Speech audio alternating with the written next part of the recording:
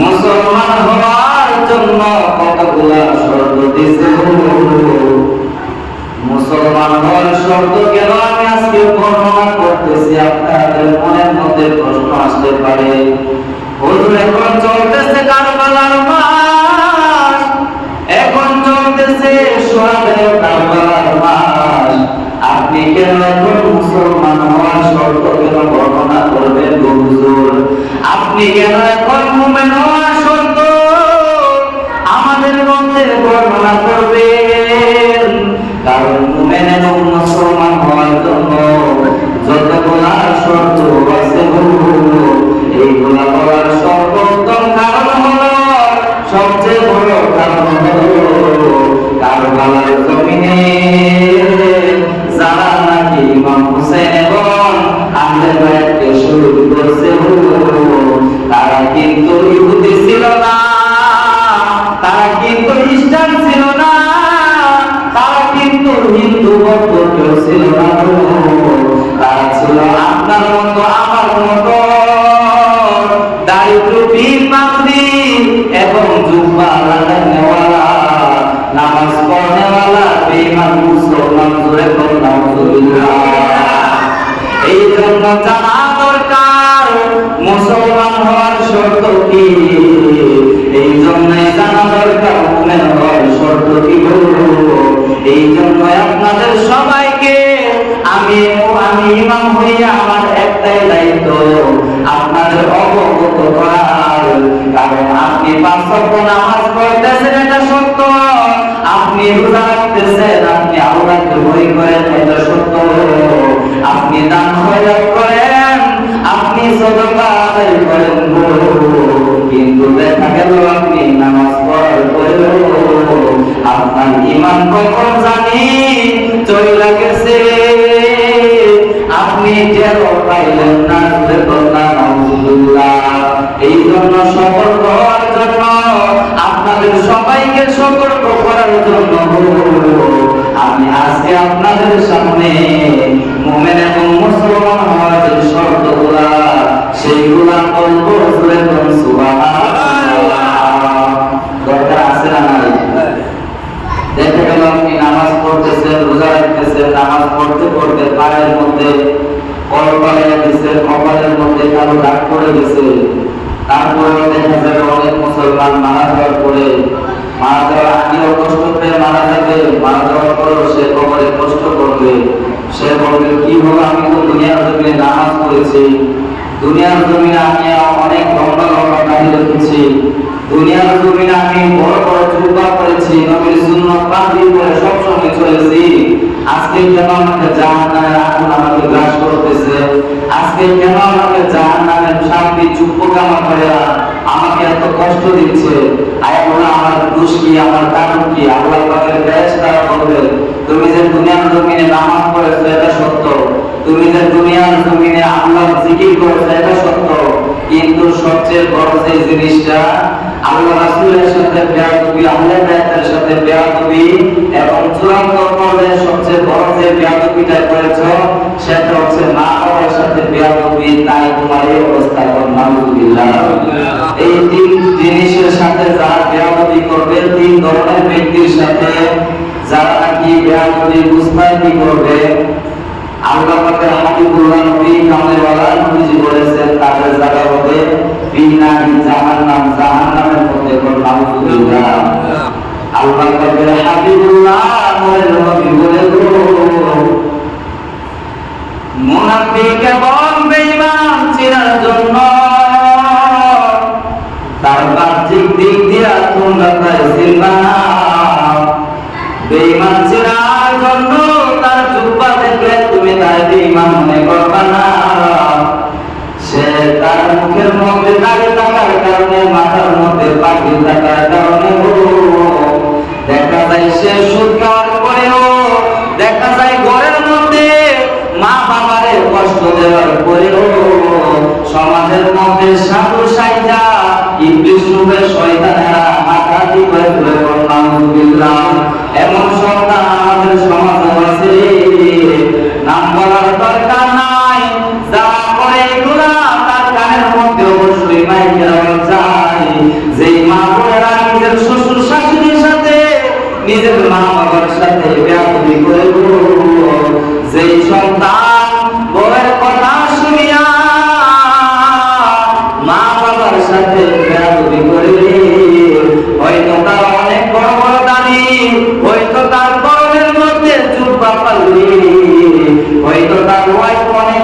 কথা কইব, কিন্তু মা বাবার মনে কষ্ট দেওয়ার কারণে তার পর্দা বিপদে, তার নামাজ রোজা পাগড়ি জুব্বা দাড়ি সমস্ত কিছু একদম বিপদে ঘুরে আর সেই ব্যক্তি নাকি মা বাবার মনে কষ্ট দিব না, আমার আল্লাহ পাক রব্বুল আলামিন বলে হয়তো তার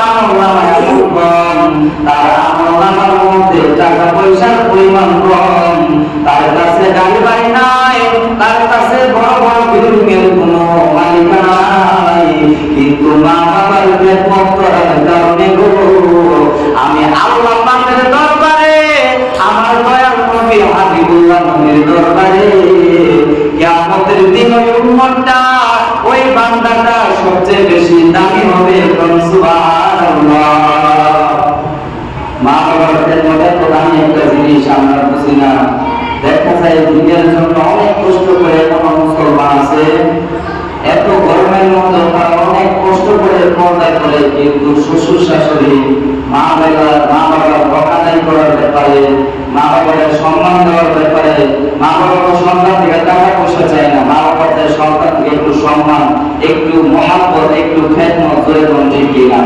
মা বাবার টাকার পাগল না, মা বাবার যদি টাকার পাগল হতো, মা বাবার বৃদ্ধ বয়সে আপনি সন্তানের কাছে গরিবের সবকিছু লেখা দিয়ে দিত না।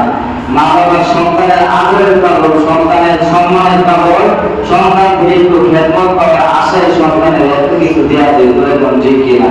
কিন্তু সেই সন্তান অর্থ সম্পদ পাওয়ার পরে মা বাবার ভুলে যায়, দুই নম্বর হলো যারা নাকি আমার দয়াল নবী কামলেওয়ালা নবীর শানে বেয়াদবি করবে, গোস্তাকি করবে, সে হয়তো নামাজ পড়ে, সে হয়তো আল্লাহওয়ালা হওয়ার চেষ্টা করে, সে হয়তো তাহাজ্জুদ করে রে, দুনিয়ার মানুষেরা তার চেহারা দেখলে বলে সে অনেক পুরানি চেহারার অধিকারী, তার চেহারা দেখলে মনে হইল যেন আল্লাহর নূর তার চেহারার মধ্যে আল্লাহ ঢেলে দিয়েছেন। সুবহানাল্লাহ। কিন্তু তার এত চেহারার মধ্যে সৌন্দর্য থাকার পরেও সে যখন মারা যায়, মানুষ তার চেহারা দেখে বলে হায় রে হায়, কি হলো, সে তো দুনিয়ার জমিনে কত সুন্দর ছিল, আজকে মারা যাওয়ার পরে কেন তার চেহারা এত কুচকুচে কালো, আজকে মারা যাওয়ার পরে কেন তার চেহারাটার মধ্যে মলিনতা দেখা যায়, তার চেহারার মধ্যে কেন হাসি নাই রে, তার মনটা কেন এত কঠোর হলো, এত কষ্টদায়ক হলো। মানুষেরা বলে তুমি কি জানো না, সে সারা জীবন আমার দয়াল নবীর শানে গুস্তাখি বেয়াদবি করছে গো, তাই দুনিয়ার জমিনে হয়তো সে সম্মানিত ছিল, দুনিয়ার জমিনে সে হয়তো অনেক টাকা পয়সার মালিক ছিল, কিন্তু আমার নবীর শানে বেয়াদবি করার কারণে আমার আল্লাহ দুনিয়ার জমিনেও দেখাইয়া দিছে যে বেঈমান যারা তার মনটা হবে অপমান্য, তার চেহারাটা হবে জাহান্নামীদের মতো কালা। নাউযুবিল্লাহ। আল্লাহ রাসূলের শানে কোনদিনও বেয়াদবি করবে না। মনে মুসলমান ভাই বোনেরা, বর্তমানের মা বোনেরা যারা শুনতেছেন, আল্লাহ রাসূলের শানে যদি বেয়াদবি করেন তাহলে আপনার ঈমান কোন দিক দিয়ে চলে যাবে আপনি টের পাবেন না, যখন ঠিক কিনা। আর আপনার আমলনামায় সেজদার পরিমাণ কম, কিন্তু রাসূলের শানে আদব আছে, সম্মান আছে, মহব্বত আছে, রাসূলুল্লাহ সাল্লাল্লাহু আলাইহি ওয়াসাল্লামের প্রেম আছে। আল্লাহ পাক রব্বুল আলামিনের হাবিবুল্লাহ নবী বলেন, যার দিকে আমি নবীর প্রেম আছে তার জান্নাতে না নিয়ে আমি নবী জান্নাতে যাব না। সুবহানাল্লাহ। নামাজ পড়ার চেষ্টা করবেন, কারণ নামাজ ছাড়া কোনো উপায় নাই। নামাজ হচ্ছে আপনার জান্নাতে যাওয়ার চাবি। কিয়ামতের ময়দানে আপনি কত টাকার মালিক ছিলেন এটা আল্লাহ জিজ্ঞাসা করবেন না। কিয়ামতের ময়দানে আপনার কতটা গাড়ি বাড়ি ছিল, আপনার কতটা সন্তানাদি ছিল, আল্লাহ পাক এগুলো জিজ্ঞাসা করবেন না।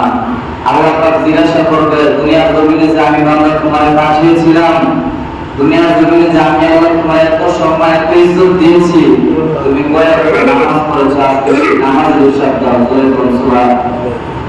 আর যদি নামাজ না পড়ে থাকেন আপনি তখন চুপ করে বসে থাকবেন, আল্লাহ আমি কিছু জানি না, আল্লাহ আমি তো আমল নাই, আমার আমল নাই। আপনার হাতগুলো সাক্ষী দিবে, আপনার পাগুলো সাক্ষী দিবে, আপনার জবান, আপনার চক্ষু, আপনার কলম সাক্ষী দিবে, আপনার আমল নামা সেদিন সাক্ষী দিবে যে আল্লাহ পাক রব্বুল আলামিন আপনার এই বান্দা নামাজে না আসিয়া চারিষ্টলে পয়সা গান বাজনা আরেক মাঝে মাঝে দেখছে কোন নাউজুবিল্লাহ। সেদিন আপনার হাত ধরে যান আল্লাহ পাক রব্বুল আলামিনের দরবারে সাক্ষী দিবে, আয় আল্লাহ ও প্রাণের মাবুদ, তোমার গায়তলা জমিনে সব বাজারের মসজিদে যখন ইমাম সাহেব মুয়াজ্জিন সাহেব হাইয়া আলাস সালাত বলে আযান দিত, হাইয়া আলাল ফালাহ বলে ডাকতো, এক প্রকারের মুসলমান যার হাতে সাক্ষী দিব তোমার ওই বান্দাটা আমি হাত নালতা সাক্ষী দিতেছি, সে সেই নামাজের মধ্যে না যাইয়া সে মানুষের কাছ থেকে চুরি করতে ব্যস্ত থাকতো, নাউজুবিল্লাহ। আপনি আল্লাহর দরবারে সেদিন কি জবাব দিবেন রে? আল্লাহ পাকের দরবারে এত কোটি কোটি মানুষের সামনে আপনি সেদিন কতটুকু অপমান হবেন, বেজ্জতি হবেন জেনে নেন। এখন আপনার সম্মান আছে, এখন আপনি বুঝে নেন, এখন আপনার সুযোগ আছে মুসলমান। কারণ মরে যাইলে কবর থেকে আপনার শাস্তির আরম্ভ হইব, নাউজুবিল্লাহ। দুনিয়ার জমিনে একটা কোন ভুল করিলে মানুষ দেখবেন আপনার এত অপমান করে, এত কষ্ট দেয়, কিন্তু রাতের অন্ধকারে মুসলমান মানুষের আড়ালে যাইয়া আল্লাহ পাক রব্বুল আলামিন কিন্তু দেখে এবং শুনে। আপনি যে রাতের বেলা চুরি করেছিলেন, আপনি যে রাতের বেলা আপন ভাইয়ের হক মাইরা খাইয়া, আপন ভাইয়ের ক্ষেতের লাইটা খাইয়া নিজের ক্ষেতের লাই বড় করছেন, দুনিয়ার মানুষ যদিও না দেখবে কিন্তু আল্লাহ পাক তো দেখছে, কারণ তিনি হইল সামিউম বাসীর, সুবহানাল্লাহ। আল্লাহ পাক সবকিছু দেখেছেন এবং আপনার দুই কাজের দুই ফেরেশতা সেটা লিখে রাখছেন। ভালো করে ভালো কিছু লিখবেন, খারাপ করলে খারাপ কিছু লিখবেন। এক হাদিস শরীফের মধ্যে এসেছে শেষ জামানার নবীর উম্মতের এমন হালাত হবে যেই ফেরেশতা নাকি নেক আমল লিখে, যেই ফেরেশতা নাকি সওয়াবগুলো লিখে, ভালো কাজগুলো লিখে, সেই ফেরেশতা বলবে তার অন্য ফেরেশতাকে যে কিরামান কাতিবিন যে দুইজন আছে, একজন আরেকজনকে জিজ্ঞাসা করবে কি হলো, এই যার কাছে আমরা দুজন বসে আছি, যার কাজের মধ্যে আমরা দুজন সারাদিন আমলনামা লিখি, যার কাজের মধ্যে বসে আমরা হারাম এবং হালাল পাপ এবং পুণ্যগুলো লিখি, আজকে সারাদিনে কি সে একটাও সওয়াব করে নাই? তখন ওই গুনাহ লেখকের ফেরেশতা বলবে সে সারাদিন এত এত গুনাহ করেছে, আমি গুনাহ লিখতে লিখতে ক্লান্ত, বলে নাউজুবিল্লাহ। আর ওই সওয়াব লিখনেওয়ালা ফেরেশতা বলবে হায় রে হায়, আফসোস, সে যদি জানতো দুনিয়ার জমিনে একটা সওয়াব করলে তার আখিরাতটা কত সুন্দর হবে, দুনিয়ার জমিনে একটা ভালো কাজ করলে তার কবরটা কত সুন্দর হবে, দুনিয়ার জমিনে কোনো একটা গরিবের সাথে যদি ভালো ব্যবহার করত, দুনিয়ার জমিনে একটা হতদরিদ্র এতিম সন্তানের সাথে যদি সে ভালো ব্যবহার করত, খাওয়াইতো, টাকা পয়সা সাধ্য মতো দিয়া তার মনটা খুশি করত, আজকে তার কবর, হাসর, ফুলসিরাত, মিজান সবকিছু সুন্দর হইত, সুবহানাল্লাহ। কিন্তু দেখা যায় দুনিয়ার জমিনে এমন নেতা, এমন কিছু বড় ধনী আকারের নামধারী কিছু শয়তান রয়েছে, তারা গরিবের মুখ থেকে খাবার সিনায় অর্থাৎ তারা বড় করে তুলে, নাউজুবিল্লাহ। এমন শয়তান, তারা এমন ইবলিশ, ইবলিশ তো শুধু একজন না, আমি মনে করি যারা গরিবের হক মাইরা খায়, ভাইয়ের হক মাইরা খায়, বোনের হক মাইরা খায়, তারা ইবলিশের চাইতে বড় শয়তান, তুলে, নাউজুবিল্লাহ। আল্লাহ পাক রব্বুল আলামিন এরকম অহংকারী, পরের হক মাইরা খায় না, এরকম শয়তান থেকে আমাদের হেফাজত করুন, সবাই বলে আল্লাহুম্মা আমিন। তাই বলতেছিলাম 3 নম্বরে হচ্ছে আহলে বায়াতের সাথে যারা বেয়াদবি করবে, আহলে বায়াতকে ভালোবাসা দেখাইতে যাইয়া যারা শিরক করবে, কুফরি করবে, যারা গান বাজনার মাধ্যমে, যারা নাচানাচির মাধ্যমে হালাল হালাল থেকে দূরে যাইয়া হারাম বাজনা কইরা যারা নাকি মনে করবে আহলে বায়াতের প্রেম জাহির করতেছি, আমি তো ওলিয়া উলিয়ার শান বলতেছি। আরে ভাই, ওলিয়া উলিয়ার শান বলা তো ভালো কথা, তুমি যে এই গানগুলা, বাঁশির আওয়াজগুলো লাগাইছো, ঢোলের আওয়াজগুলো লাগাইছো, বিভিন্ন বাদ্যযন্ত্রের বাজনা তুমি শুনতাছো, তোমার এই কান দিয়ে তো আল্লাহর সীসা ডালবো করে তো আলহামদুলিল্লাহ। তোমার এই জবান দিয়া তুমি আল্লাহর জিকির করলে আল্লাহ কিভাবে শুনবো, আল্লাহ কিভাবে তোমার কবুল করবো? কারণ তোমার কলমের মধ্যে তো রাসূলের নাতে রাসূল নাই, তোমার কলমের মধ্যে তো আল্লাহর জিকির নাই, তোমার কলমের মধ্যে তো ওলিয়া উলিয়ার শান নাই, তোমার কলমের মধ্যে শুধু নাচানাচি আর হারাম গানের ভিতরে দুইটা হইছে। আলহামদুলিল্লাহ। আল্লাহ পাক রব্বুল আলামিন এরকম গুস্তাখ থেকে আমাদের হেফাজত করার সবাই বলি আল্লাহুম্মা আমিন। আমি আমার মহল্লার যে গান বাজনা সেটা আমি আমার নিজেদেরকে আলহামদুলিল্লাহ বন্ধ করতে পেরেছি। আমি গুনাহগার মানুষ, আমার কোনো এলেম নাই, কোনো কালাম নাই, আমি একজন মূর্খ মানুষ। আমি যতটুকু চেষ্টা করেছি মহব্বতের সাথে তাদের বুঝাইয়া ওনাদেরকে এটা থেকে বিরত রেখেছি। আপনারা আপনাদের যাদের পরিবারে তারা ঘরের ভিতরে গান শুনে, মোবাইলে বক্সের ভিতরে, টিভির মধ্যে আপনারা নিষেধ করবেন, নয়তো আল্লাহ রব্বুল আলামিন আপনাদের করবে। আমি আজকে আপনাদের বলে দিয়েছি, আপনারা কিন্তু একটা দায়িত্বের মধ্যে পড়ে গেছেন। বাড়িতে গিয়ে নিজের ওয়াইফকে, নিজের সন্তানদের বলবেন, তোমার যদি মনে চায় হারাম শুনতে, তুমি হেডফোন লাগিয়ে শুনো। তুমি যদি আমি বাবার কথা না শুনতে চাও, তাহলে দূরে বাইরে শুনো, আমার গানের মধ্যে হারাম গান শোনাইও না। এই যে সন্তানের বেশি বেশি করবেন। যারা নিজের স্ত্রীকে কন্ট্রোল করতে পারেন না, সদা সর্বদা বউকে জাহান্নামের বই দেখাবেন, যে স্বামীর কথা অবজ্ঞা করলে, স্বামীর কথা না শুনিলে, ছেলে মেয়েদের বলবেন মা বাবার কথা না শুনিলে এই জাহান্নামের আগুনে পড়তে হবে। যেই সন্তানকে ছোটবেলা থেকে আপনি নামাজ শিখিয়ে দিবেন, জাহান্নামের বই দেখাবেন, মা বাবার সাথে ভালো ব্যবহার করার কথা বলবেন, এই সন্তান বড় হয়ে কোনোদিনও মা বাবার কষ্ট দিব না, বলবেন ঠিক কিনা? আর যে সন্তানকে আপনি ছোটবেলা থেকে মারামারি শিখাবেন, ছোটবেলা থেকে গাড়ি চালা শিখাইবেন, বড় হওয়ার পরে দেখবেন সেই সন্তান আপনার সাথে গড়াই বলবেন আলহামদুলিল্লাহ। আল্লাহ পাক এমন সন্তান করে আমাদের হেফাজত করুন, সবাই বলে আল্লাহুম্মা আমিন। তো আমি যে তিনটা বিষয় বললাম, মা বাবার সাথে বেয়াদবি, মা বাবাকে কষ্ট দেওয়া, আল্লাহ রাসূল সাল্লাল্লাহু আলাইহি ওয়াসাল্লামের শানে বেয়াদবি এবং আহলে বায়াতের শানে প্রেম দেখাইতে যাইয়া আপনারা ভুলবশত যে শিরক গুনাহ করেন, যে হারাম কুফর গুনাহ করেন, নিজের অনেকে হাত কেটে ফেলে, অনেকে দেহ কেটে ফেলে, অনেকে আবার নাচানাচি কইরা গানটারে বিদায় দিতে চায়। এইগুলোর নাম আহলে বায়াতের প্রেম না। আহলে বায়াতের প্রেম হলো রে ওই পবিত্র মায়ের মরণ আশাসিরে একত্রিত হইয়া সবাই মিলা আহলে বায়াতের জীবনী আলোচনা করা প্রয়োজন, ঠিক কিনা? আহলে বায়াতের প্রেম জাহির করার মাধ্যম হলো এই মাহে মুহররম মাসে রোজা রাখা, গরিব দুঃখীদের দান করা, এতিমদেরকে খাওয়ানো প্রয়োজন, ঠিক কিনা? আপনি যে নাচানাচি কইরা, আপনি যে হারাম গান শুইরা, আপনি যে জারি গান লাগাইয়া আপনি দেখাইতাছেন আপনি নবীর আহলে বায়াতের প্রেম জাহির করার চেষ্টা করতেছেন, আসলে এইগুলা মুসলমান মুমিনের কাজ না, এইগুলা হলো শিয়া জাহান্নামীদের কাজ। ধরে কোন আলহামদুলিল্লাহ। এই শিয়াদের কারণে আমরা সুন্নিদের বদনাম করে বলছি, ঠিক না? একটা কথা মনে রাখবেন, সুন্নিরা কখনো ভণ্ড নয়, সুন্নিরা কখনো শিয়া নয়, আর শিয়ারা কখনো সুন্নি নয়, ধরে কোন, ঠিক না? আল্লাহ পাক রব্বুল আলামিন আমাদের সবাইকে আহলে সুন্নাত ওয়াল জামাতের পথে থেকে রাসূলুল্লাহ সাল্লাল্লাহু আলাইহি ওয়াসাল্লামকে জানার চাইতে বেশি, মালের চাইতে বেশি ভালোবেসে কবরে যাওয়ার তৌফিক দান করুন, সবাই আমিন। ওয়া আখিরু দাওয়ানা আলহামদুলিল্লাহি রাব্বিল আলামিন। সকলে দোয়া করবেন। আমাদের মসজিদের সামনে বিদ্যালয় একটি উযুখানা দেওয়ার ওয়াদা করেছেন, কারণ ইসলামে মাত্র 4 জন উযু করতে পারেন, উপরে যদি আরো 4 জন হয়ে যায় তাহলে সুবিধা হয়ে যাবে। আমাদের কলেজের প্রফেসর মোহাম্মদ সাইদুল স্যার বলেছেন, ওয়াদা করেছেন তিনি কিছুদিনের মধ্যে এখানে ব্যবস্থা করবে, সবাই বলে আলহামদুলিল্লাহ। আল্লাহ পাক রব্বুল আলামিন সাইদুল স্যার সহ সকল শিক্ষকের মনের আশা পূরণ করুন, সবাই বলে আমিন। যারা পড়ালেখা করতেছে, যারা গতকালকে রেজাল্ট পেয়ে ভালো ফলাফল করে পাস করেছে। আল্লাহ পাক রব্বুল আলামিন সকল শিক্ষার্থী ভাই বোনদের কবুল করুন সবাই মিলে আমিন।